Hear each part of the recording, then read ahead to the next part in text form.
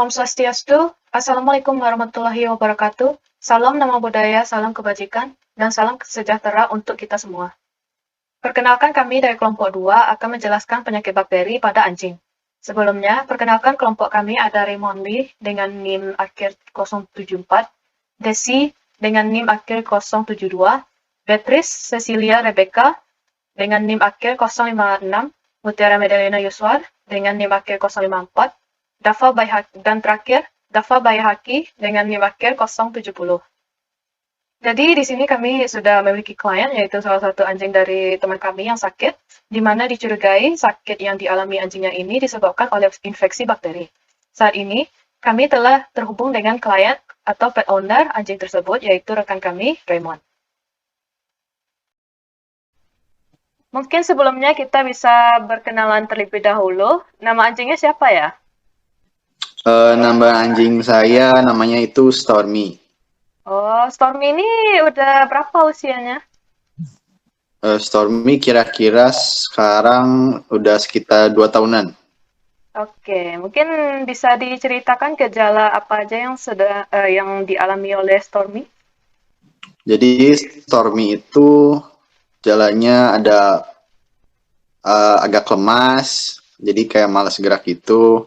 Terus mencret-mencret kayak lumayan sering lah, kayak setiap beberapa menit mencret cair gitu.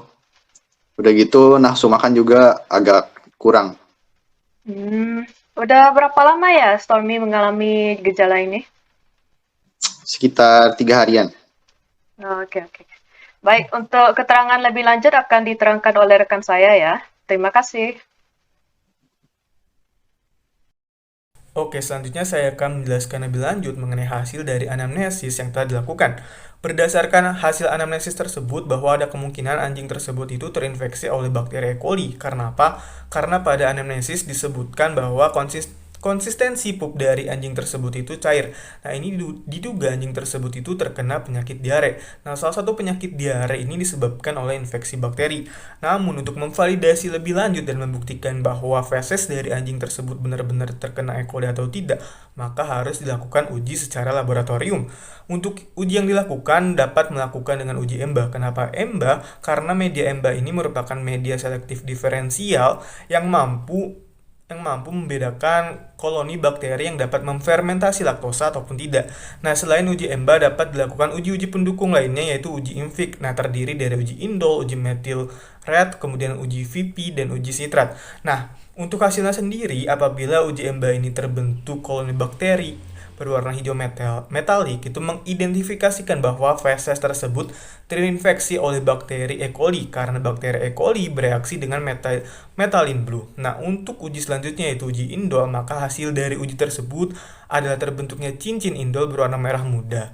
Nah, kemudian untuk uji selanjutnya yaitu metal red, apabila menunjukkan hasil yang positif, maka uji tersebut larutannya akan berwarna merah ataupun keoranyean. Nah, untuk uji VOS ini akan menunjukkan hasil yang negatif. Karena apa? Karena E. coli ini tidak memfermentasi karbohidrat menjadi produk asam. Nah, untuk uji yang terakhir sendiri yaitu uji sitrat, ini juga menunjukkan hasil yang negatif karena E. coli sendiri tidak memanfaatkan sitrat sebagai sumber karbonnya. Hal ini ditunjukkan dengan tidaknya terjadi perubahan warna. Baiklah, di sini saya akan menjelaskan mengenai penyakit diare pada anjing. Diare merupakan penyakit berubahnya frekuensi pada anjing pada saat defekasi yang menyebabkan konsistensi feses pada anjing juga berubah. Diare harus segera ditangani karena apabila tidak ditangani dengan segera akan berdampak buruk dan fatal. Penyebab dari diare juga beragam. Diare dapat disebabkan karena salah pakan, infeksi bakteri maupun infeksi virus. Pada kasus kali ini, diare yang terjadi pada anjing Raymond disebabkan oleh infeksi bakteri karena pada saat dilakukan pengujian ditemukan bakteri E. coli pada feses anjing tersebut. Apa itu bakteri E. coli? Bakteri E. coli sendiri merupakan bakteri dari golongan gram-negatif yang memiliki ciri-ciri berupa bentuk sel batang pendek, non-spora, dan anormal intestinal sepanjang hidup mamalia. Sebagian strain E. coli tidak menyebabkan penyakit, tetapi strain lain dapat menyebabkan infeksi dengan berbagai potensi faktor virulensi yang dimiliki. Faktor predisposisi juga menentukan patogenitas dari E. coli, diantaranya adalah umur hewan, status imun, pakan dan lingkungan, serta intensitas infeksi strain patogen.